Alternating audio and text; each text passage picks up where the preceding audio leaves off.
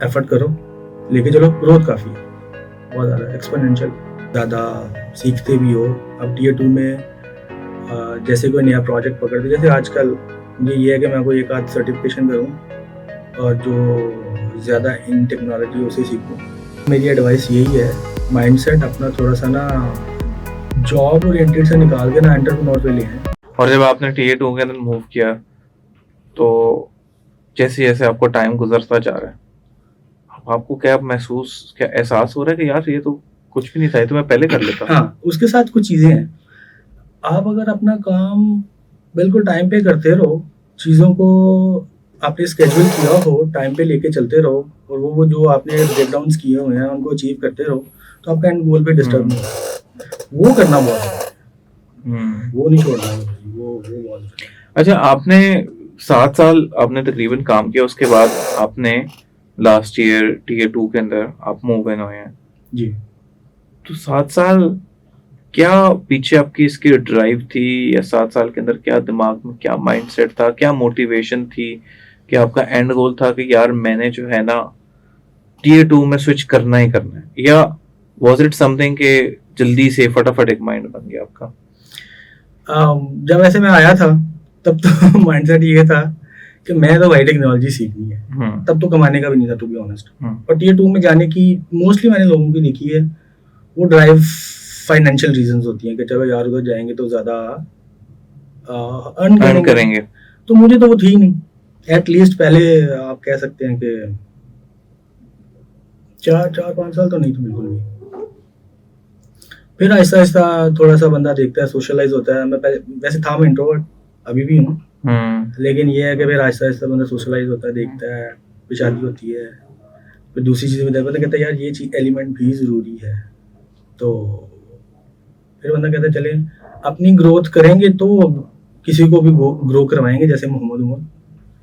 तो ये चीज़ मोटिवेट करती है कि चले यार। और प्लस ये भी है कि आप टियर 2 पे जाते तो ज़्यादा रिस्पॉन्सिबिलिटीज़ मिलती हैं। फिर वो वाला एक माइंडसेट जो मेरा पहले था कि ज़्यादा सीखने को मिलेगा, ज़्यादा टेक्नोलॉजीज़ को एक्सप्लोर करेंगे। अब जैसे मैं टियर 2 में हूँ, मैंने डिफरेंट टेक्नोलॉजीज़ पे काम किया हुआ है, रोबोटिक्स पे भी किया हुआ है, डॉटनेट पे भी किया हुआ है। तो इस तरह मेरे साथ तो ये है। तो आपने स्टार्ट किया था इस माइंडसेट से किया था कि यार मैंने टेक्नोलॉजी लर्न करनी है? हाँ, मैं बेसिकली एक नॉलेज सीकर कह लें, नॉलेज सीकर, और शुरू से ही था ये। तो फिर टियर 2 में ट्रांजिशन कैसे हुई विद दैट माइंडसेट, या माइंडसेट चेंज हो गया? वैसे मुझे तो टियर 2 में आपको जैसे बताया ना कि थोड़ा सा होता है कि चले सोशल प्रेशर भी होता है कि शादी भी हो जाती है, फिर बंदा कहता है चले यार अब ज़्यादा रिस्पॉन्सिबिलिटी उठा लें, फिर चीज़ों को ज़्यादा देखें, ज़्यादा करें। ये रीज़न। तो आपकी मोटिवेशन जो आप कहना, अगर उसको मैं समराइज करूं तो रिस्पॉन्सिबिलिटीज टाइम के साथ साथ बढ़ती हैं, और फिर जो फाइनेंसेस होते हैं वो आपकी एक नीड बन जाती है, उनके अंदर इंक्रीमेंट होना। तो क्या ये आपका एक मोटिवेशन फैक्टर ये एक है ही है, इससे तो हम डिनाई कर ही नहीं सकते। ठीक है, बट इसके साथ साथ ये भी है कि अगेन कि वो वाली चीज़ जो मुझे थी कि यार आप ज़्यादा सीखते भी हो। अब टियर 2 में जैसे कोई नया प्रोजेक्ट पकड़ते, जैसे आजकल मुझे ये है कि मैं कोई एक आध सर्टिफिकेशन करूं और जो ज़्यादा इन टेक्नोलॉजी उसे सीखूं और आगे लेके चलूं उसको, तो वो सीखने वाला एलिमेंट भी इसमें है। अच्छा, क्योंकि मेरे साथ बड़ा मसला है कि अगर मैं एक चीज़ कर लेता हूँ ना तो वो तो उससे इंटरेस्ट निकल जाता है। मतलब ऐसा था।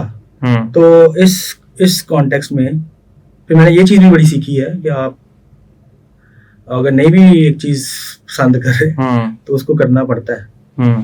तो वो चीज़ भी एक कह लेंगे आपकी ग्रोथ का हिस्सा होना चाहिए। आपको लगता है कि ये जो टेक्नोलॉजी आप लर्न कर रहे हैं, ये जो टियर 1 के अंदर वो लिमिट हो जाती है और टियर 2 के अंदर आपको ज्यादा अपॉर्चुनिटी मिलती है लर्न करने? नहीं, ऐसा नहीं है।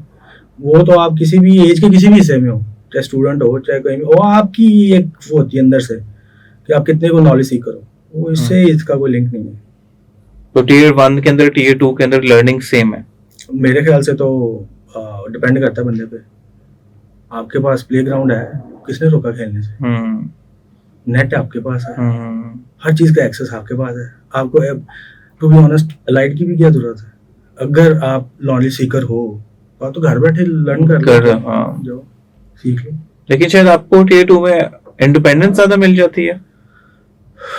मेरे ख्याल से तो आपको अगर इस तरह रिवॉर्ड मिलता है एज ए टीयर 2 तो रिस्पॉन्सिबिलिटीज भी बहुत बढ़ जाती हैं।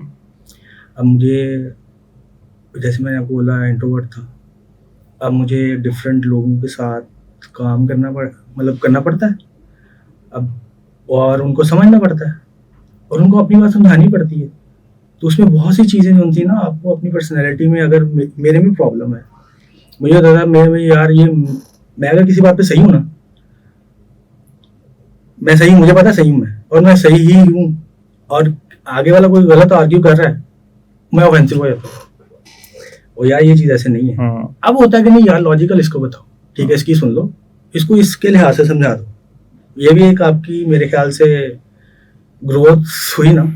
जी तो, बिल्कुल। हाँ, तो ये रिस्पॉन्सिबिलिटी आई मेरे पे टीयर 2 की, यार ये चीज़ हमने एग्जीक्यूट करनी है, इसको मैनेज करना है। मैनेज करने के लिए फिर इंसानों से काम ले। और आपको जो फाइनेंशियल जो ग्रोथ है, जी जी, कितना डिफरेंस है टीयर 1 और टीयर 2 के अंदर? अभी मुझे तो वैसे, जैसे मैंने बताया, 8-9 महीने हुए, उसमें तो अगर तो आपके पास पाइपलाइन स्टेबल है तो बहुत ग्रोथ है, वो डिपेंड करता है। अगर पाइपलाइन वो भी आप पे है, आप अपनी सेल्स करो, एफर्ट करो, लेके चलो, ग्रोथ काफ़ी है, बहुत ज़्यादा एक्सपोनेंशियल है। तो आपको लगता है कि आपकी जो सैलरी इक्विवेलेंट, और अगर सैलरी से कंपैरिजन किया जाए, उसके इक्विवेलेंट है या उससे ज़्यादा है? कितनी ज़्यादा होगी तकरीबन? 2 टाइम्स? अगर हम एक फैक्टर को कांस्टेंट कर दें, पाइपलाइन को स्टेबल कर लें, तो और उसमें भी है कि एफर्ट आप कितनी पुट कर रहे हो। अगर आप एक एफटी पे हो, देखे ना, वेरिएबल्स हैं, एक तो पाइपलाइन हुई स्टेबल आपकी इक्वेशन में, और दूसरी हुई आपकी आप एफर्ट कितनी पुट कर रहे हो, ठीक है। अगर ज़्यादा एफर्ट पुट कर रहे हो तो मेरे ख्याल से 10 टाइम्स ज़्यादा है। 10 टाइम्स ज़्यादा। पाइपलाइंस कैसे स्टेबल होगी? वो अगेन यही कि आप अपनी क्या सेल्स को स्ट्रॉन्ग करें, और सेल्स को स्ट्रॉन्ग करने के लिए मेरे ख्याल से वही ये एलिमेंट्स हैं, कम्युनिकेशन स्किल्स, ये वो आप कर लो ना तो स्टेबल है पाइपलाइन, अदरवाइज मुश्किल है। और आपको क्या लगता है कि जो अभी आपने काफी अर्सा टीयर 1 में गुजारा है, टीयर 1 के अंदर क्या माइंडसेट होता है और लोग क्यों हेजिटेट करते हैं टीयर 2 में आने के लिए? हाँ जी, वो जैसे मैंने आपको पहले बोला ना, वो जिन वाली बात ही है कि वो ट्रेन को ना एक जिन चला रहा है। आप वो रिपीट कर दें। हाँ, वो रिकॉर्ड नहीं हुई। अच्छा, रिकॉर्ड नहीं। तो मेरा मानना है कि जैसे बड़े सगीर में अंग्रेजों ने ट्रेन चलाई थी, तो जहाँ के लोकल्स जो थे वो उसको देख के ये कहते थे, यार ये कोई जिन है, इसको चलाता है, इतनी ज़्यादा बंदे ले जाता है, ऐसे कैसे हो सकता है। तो हमारे जो टीयर 1 है ना, जो नए आते हैं, वो फिर ये सोचते हैं कि यार ये जो है ना गोरे, ये कुछ अलग ही चीज़ है। हालांकि उनको ये रियलाइज नहीं होता कि यार ये भी इंसान है, ये भी हो सकता है हमसे ज़्यादा अजीब सोचते हो, हम ज़्यादा फोकस हो गए एक चीज़ को कर लेते हो। तो जब तक वो उनके साथ बातचीत नहीं करेंगे, उनसे मिलेंगे नहीं, तो वो सीखेंगे नहीं इस चीज़ को, इस चीज़ से ओवरकम नहीं कर सकेंगे इस डर से। यहाँ पे मैंने मोस्टली लोगों को देखा है, इंक्लूडिंग मेरे कुछ दोस्त भी हैं, वो बिल्कुल मैच्योरिटी पे हैं कि वो टीयर 2 बनना चाहिए या नहीं उन्हें। बट जब वो मैं उनसे बात करता हूँ ना, तो मैं भी थोड़ा सा ना शॉक्ड हो जाता हूँ कि यार ये अभी भी सोचते हैं कि यार अंग्रेजी में ऐसे बात करनी है, अंग्रेजी को ही यानी कम्युनिकेशन मानते हैं कि ये कम्युनिकेशन स्किल अंग्रेजी का नाम है, English is a communication skill.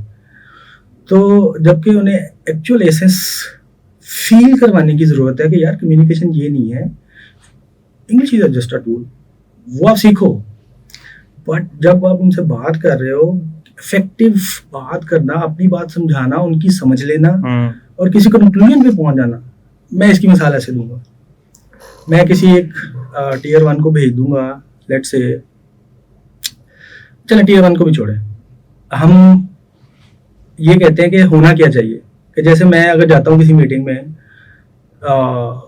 Late से वो डिस्कवरी मीटिंग है, SOW हमने डिस्कवर करना है, कुछ स्कोप ऑफ वर्क देखना है, तो मैं उसके साथ जाके बात करूं, और मेरी वहाँ पे बस एक ही फोकस होना चाहिए कि यार ये जो SOW है ना, मैं दोबारा मीटिंग में ना, मैं अभी जो पूछना है पूछ लूँ, उसको एक फाइनल शेप दे दूँ, उससे टाइम बचे, क्लाइंट का भी मेरा भी, ठीक है। उसको एक फाइनल शेप दे के फिर मैं अगले दिन या 1-2 दिन बाद उसे आप बता दूं यार ये इसके एस्टिमेट्स हैं, ठीक है। जबकि इधर क्या होगा, जो कि मैं बता रहा हूँ कि अगर आप किसी Tier 1 को ले जाओगे तो वो इसी चीज़ पे फोकस करता रहेगा कि यार मैंने शायद मेरी अंग्रेजी बोलने से ही इम्प्रेस हो जाए। वो ये नहीं देखेगा कि यार मैं इधर करने क्या आया, वो एक्चुअल भूल जाएगा। तो मेरे ख्याल से इस चीज़ से ओवरकम करने के लिए हमें इस तरह की ट्रेनिंग्स होनी चाहिए कि एटलीस्ट रिकॉर्डिंग से कुछ नहीं होता सर। रिकॉर्डिंग से आपको वो सेंस ऑफ ओनरशिप नहीं आती। वो आपको तो यार मैंने रिकॉर्डिंग सुननी है, चलो जी सुन के तो फिर मैं चला जाऊंगा और मुझे 4 बातें याद रह जाएंगी। जबकि आप एक्चुअल आप सिमुलेट कर सकते हो, लेकिन सीखने के लिए जहाज उड़ाना ही पड़ेगा। सिमुलेशन ठीक है, वो पार्ट होना चाहिए, बट एक्चुअल जहाज में भी बैठना चाहिए, एक्सपीरियंस होना चाहिए, फर्स्ट हैंड एक्सपीरियंस होना चाहिए। जी आप जैसे मेरे वाले केस में, जैसे मैं पहले बोल रहा था वो मेरे ख्याल रिकॉर्ड नहीं हुआ, तो मुझे मेरे सीनियर्स को मैं ये बोलता होता था यार मैंने उठाओगे तो मैंने पता चलेगा। तो वो ये करते थे कि हाँ यार ठीक है आ जाओ, आओ बैठो। तो जब वो बैठते थे तो ऐसा ऐसा ये चीज़ जो मैंने अभी आपको बोली है ये मैंने सीखी है खुद से कि यार अगर आपने जाना मीटिंग में, आपको पता होना चाहिए मेरा एजेंडा क्या है, मैंने करना क्या वहाँ जाके, और आपका फोकस उस पर होना चाहिए कि मैंने उस चीज़ को फिल्टर आउट करके लेके आना वापसी, मैंने मीटिंग बंद करनी है, ना कि उससे मैंने ये करना है कि मेरी अंग्रेजी चंगी सी तो वो तो बड़ा फ्रेश हुआ जी अंग्रेजी, ये नहीं होना चाहिए। तो जैसे मैं आपको बताऊँ कल एक मीटिंग थी तो उसमें भी ऐसे ही था, एक SOW था, तो वो डिस्कस किया, तो उसके ऊपर अपनी फीडबैक आप मौके पे दो। हाँ ये चीजें करने के लिए आपको टेक्निकली स्ट्रांग भी होना चाहिए। वो Tier 1 वाला फेज है। Tier 1 को बैठे ये नहीं सोचना चाहिए कि यार ये 8 घंटे हैं तो मैंने काम करना निकल जाना है। अगर अलाइड में वो ये माइंडसेट से आए मैंने एक्सरसाइज करनी है दिन की इतनी, तो 4 साल या 2 साल जो भी टारगेट है ये मेरा गोल है Tier 2 का, ये पूरा हो जाएगा। इस माइंडसेट के साथ उनको चलना चाहिए। इस माइंडसेट से चलना चाहिए। तो मेजर जो आप अगर बात करें तो मेजर जो हर्डल की है कि उनके अंदर खौफ है। हाँ मुझे ये लगता है Tier 1 के अंदर खौफ है, ठीक है। और इसके अलावा बात की जाए, आप अपनी स्ट्रेस लेवल्स को कैसे कंपेयर करेंगे Tier 1 और Tier 2 के? ओके, स्ट्रेस जो है ना ऑब्वियसली वैसे टू बी ऑनेस्ट ये शुरू में आती है, मेरे केस में पता नहीं दूसरों का पता नहीं। शुरू में जब Tier 2 बना था तो एकदम से रिस्पॉन्सिबिलिटी मिली गई ये एंड टू एंड एग्जीक्यूशन, तो उसमें थोड़ा सा ये आया था, वही एक हवा सा आया था कि यार ये पता नहीं बहुत प्रिसाइज होगा। वो मेरा माइंडसेट है, मुझे नहीं लगता वो दूसरों का ऐसा होगा, हर एक अपना अपना। मेरा ये होता था कि प्रिसीजन पे मैं बड़ा फोकस करता था, तो प्रिसीजन पे फोकस करने के लिए ओवर थिंक करता था। तो जब ओवर थिंकिंग आ जाती है ना, ओवर थिंक करना शुरू हो जाता है, तो फिर बंदा थोड़ा सा ना अंडर कॉन्फिडेंट हो जाता है कि यार मैंने ये चीज तो कवर ही नहीं की। तो ये नहीं होना चाहिए, आपको इतना भी ओवर थिंक नहीं करना चाहिए, थिंक करना चाहिए, इतना ओवर थिंक नहीं करना चाहिए। सो आप गया, देखा, बातचीत की, ठीक है, एग्जीक्यूशन भी हो गई, सारा कुछ हो गया। वो वाली बात मेरी कि आप अपने गोल बना लिया, उसका आपने ब्रेक डाउन कर लिया, उसको टाइम पे करते रहो, टाइम पे करते रहो। मेरा नहीं ख्याल कि आपको स्ट्रेस में भी जाओगे, आप उस जोन में आप जाओगे ही नहीं, ये मेरा मानना है। उस जोन में तभी जाओगे जब आप थोड़ा सा सुस्ती दिखा जाओगे अपने एंड पे, फिर आप स्ट्रेस आता है यार मैंने तो ये नहीं, तो एंजॉय करते हो आप। मेरे अब तो मैं तो मुझे तो अगर कोई काम कहेंगे तो मैं तो उसे एंजॉय करूंगा। मैं जाऊंगा, हर एक को अपना पर्सोना चेंज करके जाऊंगा और उस पर्सोना की अकॉर्डिंग मैं वो बात एंजॉय कर रहा होता हूँ। फिर दूसरे पर्सोना में आऊंगा, डेवलपर मोड में आऊंगा, उसको डेवलप करूंगा, फिर जाऊंगा उसके पास, उसको दूंगा। मुझे तो मैं तो एंजॉय डिफरेंट कैप्स पहननी पड़ती हैं आपको, डिफरेंट कैप्स पहननी पड़ती हैं और लिटरली आप एंजॉय करते हो। अच्छा, इसमें एक और चीज ये है कि जब आप Tier 2 में मूव कर रहे थे तो आपके ज़हन में ऐसी थॉट, ऐसा ख्याल नहीं आया कि चलो यार सैलरी तो मेरी लगी है, हर मंथ मिल रही है, ये भी हो सकता है कि मैं जो क्लाइंट के साथ काम कर रहा हूँ ये महीने 2 महीने बाद कभी भी छोड़ सकता है? हाँ जी। तो आपके ज़हन में अगर आया था तो फिर कैसे, क्या आपने इसको कैसे? वो तो Tier 1 भी जो है ना, जब आपकी रोजी खत्म हो गई है ना, तो वो तो Tier 1 भी को भी जवाब मिल सकता है, जय जी अब हमारे पास काम नहीं है। सही, ठीक है ना। तो इस पे थोड़ा सा आपको स्पिरिचुअल स्ट्रांग होना चाहिए मेरे ख्याल से। आपको मैं अपनी बात बताऊंगा, मैं थोड़ा सा ये था कि मुझे अल्लाह पे ज़्यादा बिलीव रहता है, अब बाकी ज़्यादा है। पहले मैं कहता था कि यार मेरे लिए अल्लाह ही काफ़ी है, ठीक है, लेकिन कहीं डर भी जाता था, लेकिन अब थोड़ा स्ट्रांग हो गया। अब मुझे कोई ये भी कहे ना कि यार आप टीयर 2 की कल से ना आना, तो मुझे कोई टेंशन नहीं है, मतलब उस चीज़ की जो आप बात कर रहे हैं थ्रेट की, मुझे अब थ्रेट नहीं है। मतलब कि मेरा स्ट्रांग बिलीव है यार, जो आना आना है, घर बैठे भी आ जाना है, जो नहीं आना ना बाहर भी फिरते रहो, नहीं आना। ये बात वो लेजीनेस की नहीं हो रही, ये बात उसकी हो रही है, आपके बिलीफ स्पिरिचुअलिटी की। इस तरह भी बंदे को स्ट्रांग होना चाहिए कि यार जो आना है वो तो आना ही आना है, आप अपनी एफर्ट ना बंद करो। तो मेरा ये बिलीव था कि यार जो आना है ना, मुझे विजिबिलिटी 2 महीने की थी टीयर 2 की, तो मैंने कहा 2 महीने में कितने को पैसे आ जाएंगे। मैं फिर भी एग्री किया, मुझे मेरे सीनियर्स मुझे यार जाना टीयर 2 में, मैंने मशवरे भी किया, मैंने कहा यार टीयर 2 में जाना है तो क्या सीन है, कहते यार 6 महीने की विजिबिलिटी से कम से ना जाएंगी तो फिर ज़रा वही वाली बात के डर लगता है। लिहाजा मैंने ज़्यादा थिंक भी नहीं किया, अगेन ओवर थिंकिंग नहीं की मैंने कहा यार देखें, खुद को कहा कि यार जो आने नसीब को आने हैं, तो इस पे जंप करो, देखी जाएगी। जंप किया, वो 2 महीने वाली विजिबिलिटी 6 महीने में चली गई खुद से ही। और उसके बाद क्या हुआ कि जी आगे क्लाइंट ने वैसे साल की और विजिबिलिटी दे दी थी, लेकिन वो थोड़ा सा उनका बजट इशू था, वो कहते थे इस साल शुरू करेंगे। तो इस वीक ये भी मेरी सोच थी, ये तो एक थी। मैंने कहा अच्छा चलें ठीक है, इसको प्रैक्टिकल भी सोचा मैंने। वो प्रैक्टिकल ये सोचा कि चलें ठीक है, मान लेते हैं कि जी मेरा वो क्लाइंट चला जाता है। तो मैं इंस्पायर्ड था अपने सीनियर से, मोहम्मद उमर से, इरफान भाई से, यूडी भाई, ये सारे मेरे सीनियर्स हैं।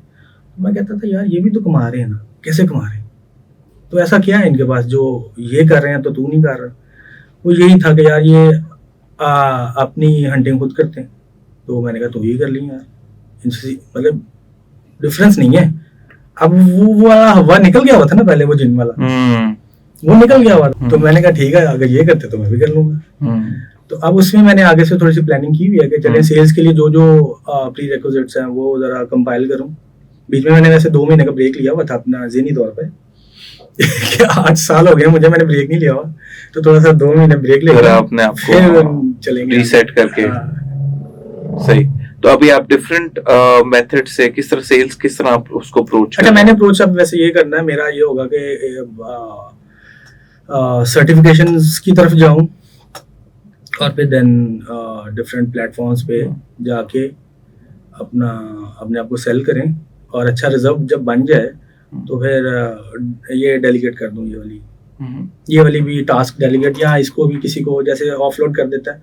हमारे पास इन हाउस टीमें हैं, लेकिन बड़ी अच्छी टीम है, बट ये है कि वो फिर रेंज में आना शुरू हो जाएंगी कि चले यार हम इनको ऑफलोड कर देते हैं, ये डेडिकेटली ये काम करते रहे। मेरा वैसे ये भी प्लान है, हो सकता है ये प्लान से भी बेहतर हो कोई, बट मुझे भी एक्सप्लोर करेंगे। हाँ, मैं इसको फिलहाल कर। अच्छा, वर्क लाइफ बैलेंस आपकी किस तरीके से चेंज हुई है? टियर 1 और टियर 2 में कैसे कंपैरिजन करेंगे इसमें? वर्क लाइफ मेरा तो टियर 1 वाला जो सीन था, ज़्यादा तो मैं था सिंगल पर्सन, तो उधर तो ये होता था कि वर्क लाइफ वाला सीन ही नहीं था, वर्क ही वर्क था, लाइफ नहीं थी, वर्क था। नहीं थी। वो एक्चुअली ये था ना कि मेरी लाइफ ही वर्क था। मैंने आपको बताया ना, मेरा कॉन्टेक्स्ट जरा डिफरेंट है, यूजुअल नहीं है इतना। मेरा ये था कि मैं घर में भी मशीनों के साथ खेलते रहना, और जब नींद आनी सो जाना, उठना, और जब जॉब की तो इसी तरह सुबह आ जाना, तो घर जाके सो जाना। तो सोशल भी इतना नहीं था। तो अब यह है कि 2 साल से अब यह है कि शादी हुई है, तो अभी तक मुझे इतना वैसे फील नहीं हुआ कि अगेन आप अपना टाइम पे काम करते रहो, आप घर को टाइम भी दे लो, स्केड्यूल करना है ना आपने, या ये टाइम मेरा घर का है, ये मेरा ऑफिस का है, इतने में मैंने ये काम करना है, इतने में मैंने ये काम करना है। मैं तो अभी ये देखा है, आधा घंटा भी अगर आप वेलियां मार लेते हो ना, मतलब कहते चल यार देख लेते हैं, वो आधा घंटा भी बड़ा मैटर करता है। अब तो ये फील होता है। तो अगर आप कह रहे हैं डिसिप्लिन होके बंदा चले तो टियर 1 और टियर 2 में दोनों में मैनेज कर सकते हैं आप वर्क लाइफ बैलेंस? असल में मैंने एक्सपीरियंस नहीं किया ना टियर 1 में ज्यादा आपने किया नहीं, मैंने एक्सपीरियंस नहीं किया, पर 2 में मैं ये कहूंगा थोड़ा सा डिसिप्लिन्ड होके चले। तो सब कुछ है, आप कर सकते हो। सही। अच्छा, लास्ट क्वेश्चन मेरा ये है आपसे कि आप टीयर 1 को क्या एडवाइस देंगे अभी, टीयर 1 को?